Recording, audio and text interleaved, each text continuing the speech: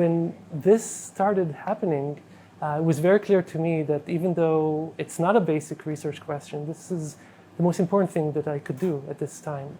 Over the past 8 years, one of the major focuses in our research group has been on learning how to design antibodies on the computer. And we've shown preliminary data that we can do this in atomic accuracy. We can actually design antibodies on the computer, then go to the lab and experimentally verify that they have the shape that we designed and actually have some of the functions that we designed. Antibodies are essentially our body's most important lines of defense against viruses. In our immune system, there are specialized cells called B cells whose sole purpose is to develop antibodies to fight off infection and then to mass produce these antibodies. These cells become memory cells. And then the next time we face the same virus, we're essentially immune to that virus. This coronavirus is unique and new. Our bodies have never been exposed to this particular virus. And so when we face this new one, our antibodies are simply no good.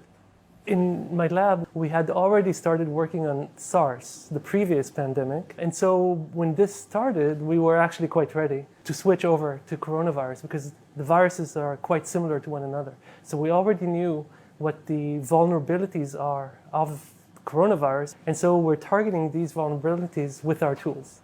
What we're doing on the computer is essentially docking all of the antibodies that we can lay our hands on against these vulnerabilities, and then we're refining the antibodies. Instead of relying on the immune system, we're refining the antibodies to bind more tightly. We know from SARS virus again that binding to these vulnerabilities can block infection. And in this process, we're producing millions and millions of different antibodies, and then we go to the lab and actually create, in a test tube, all of these millions of antibodies until we find a hit that's validated, and then we can provide it to our collaborators who will verify that the antibody is not just a good binder, but that it can actually block infection.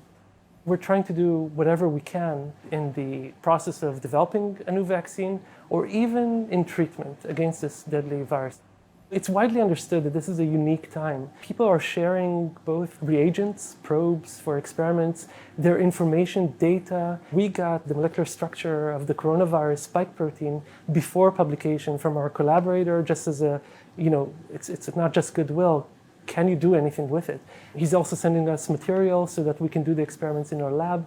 Once we're done with this, other people will pick our proteins up and verify that they are actually neutralizing. So this requires a massive interdisciplinary effort, and we're getting huge support from both within the institute and from outside. Everybody is trying to help, even though people are shutting down in some senses. Whenever you say this is a corona-related research, they say, okay, we'll prioritize this, and then they respond immediately.